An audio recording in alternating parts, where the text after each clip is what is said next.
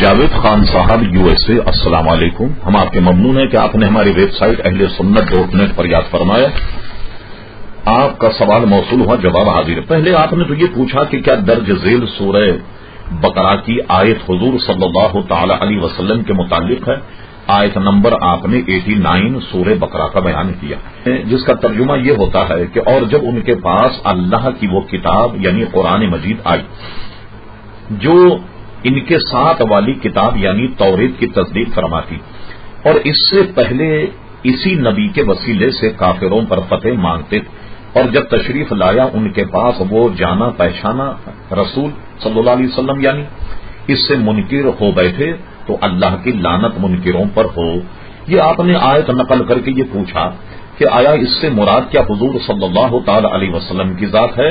تو جی ہاں، معتبر تفاسیر میں ان سے مراد نبی کریم علیہ الصلوۃ والسلام کی ذات ہے کہ وہ حضور علیہ الصلوۃ والسلام کا وسیلہ پکڑتے تھے اور آپ کے وسیلے سے دعا بھی کیا کرتے تھے.